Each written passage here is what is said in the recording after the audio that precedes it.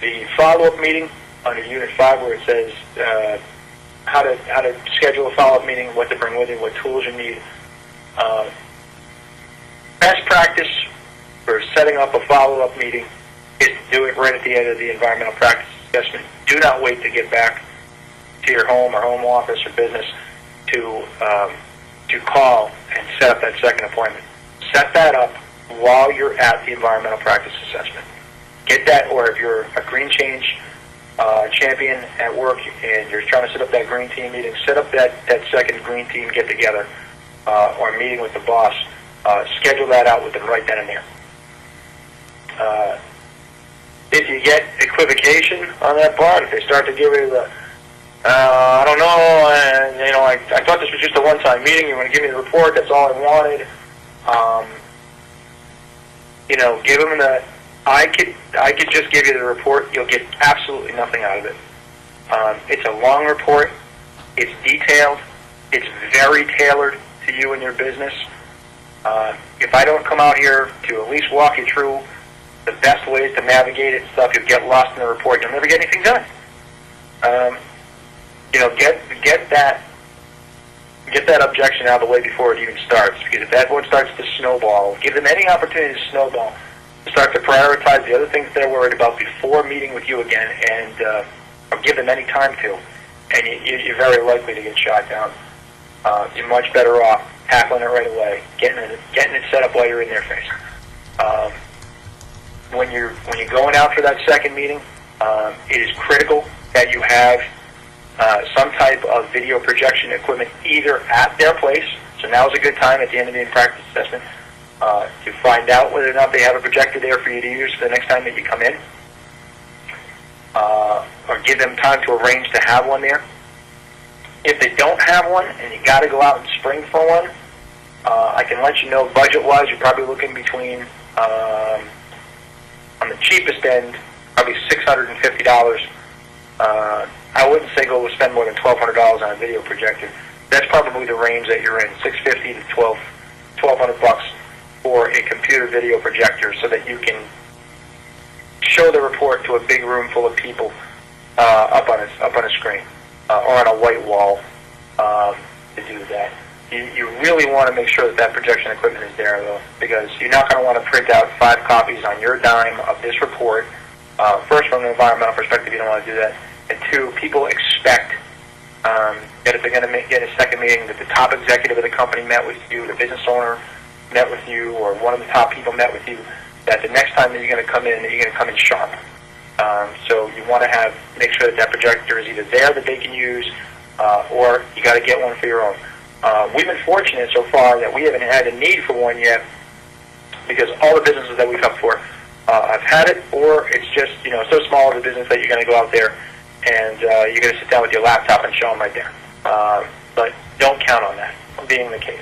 I can't walk through a Best Buy without thinking about buying one of these things, so keep it in mind.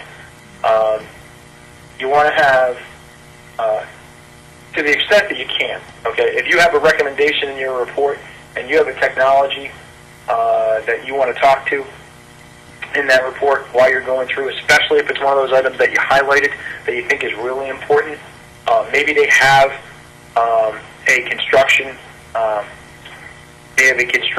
project planned, and you know that they're going to go out and they're going to want to put in new insulation. Go to your green building friends who you're going to have do the work if you can get them slid in there. And they're going to give you a rebate on what you're doing. Get a product sample to take with you on things that are specifically important. Things that you know are going to translate to money in you that we want to show to somebody. I'm not talking about bringing Pink Panther insulation in there, but if you're going to put something really neat in, like this great space age stuff from Aerogel, give the client a sense of what it is that you're talking about and why it's better. Give them something handy to see it, touch it, feel it if you can. And technologies that are specifically related to the client, make sure if you can get some of that stuff to go out there for free. Never pay for it. Somebody who's selling it, who's making money off it, should be able to provide it to you.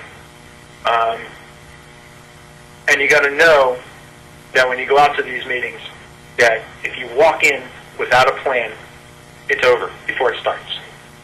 I have a long background in business development, and in business development, I learned from a guy named Mel Yarborough.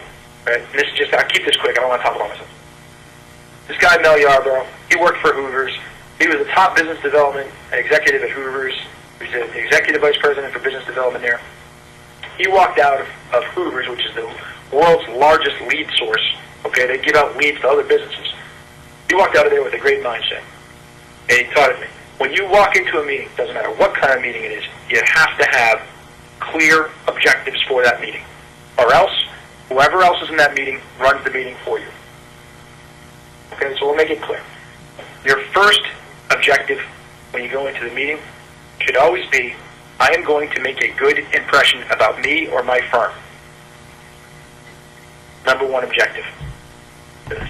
Number two objective for this meeting should be, I am going to clearly and concisely educate my client on the best ways to navigate my report and know how to find their way through it. And the third thing that you do, your third objective, is to gain commitments.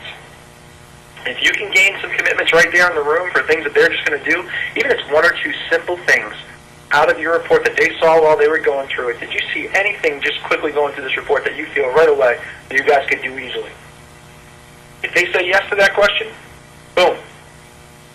Get those commitments written down. One of the first commitments should be, we'll form a green team. Sure. These people here that are in this room will meet again. That's a great commitment. Even if they don't say they're going to do anything green right now, the fact that those people are going to meet in a green team environment, again, is a huge commitment on their part. It's the time and energy of all the people involved in that room. So gaining commitments is important. Form a green team. Going to do some more green work. Great. Great. One great commitment is, we're all going to read your report. That's a fantastic commitment. It's a big report.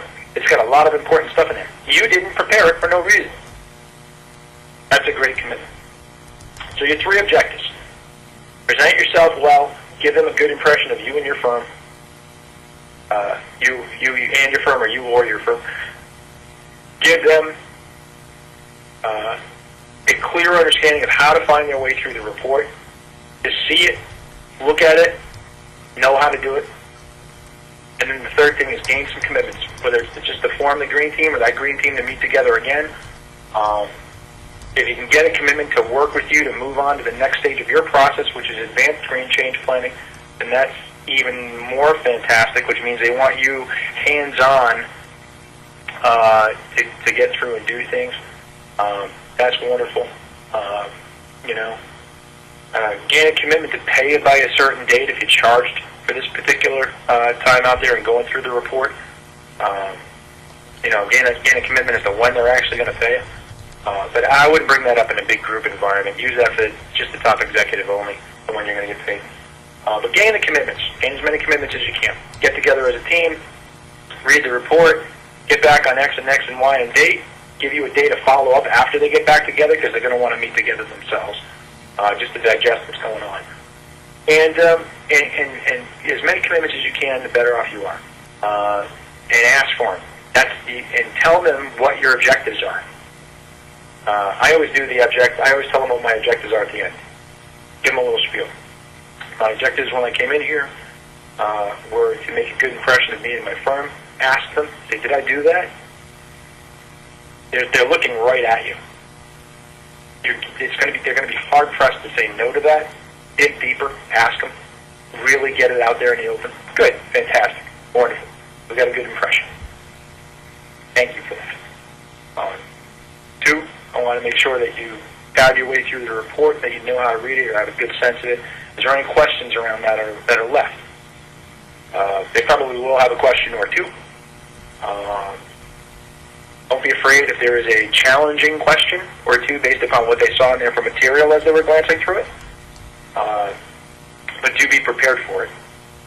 And, three, I want to get down to what can we get for commitments out of you. Now, I'll throw out some sample commitments, but I want you guys to see if you have any commitments that you want to offer up right away. They'll look at each other, stare at each other.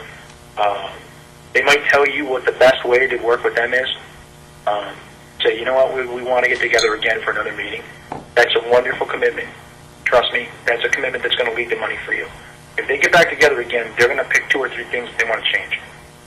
If they happen to be in particularly challenging areas, they might just want you to come back and help them do it, and really be proactive and offer.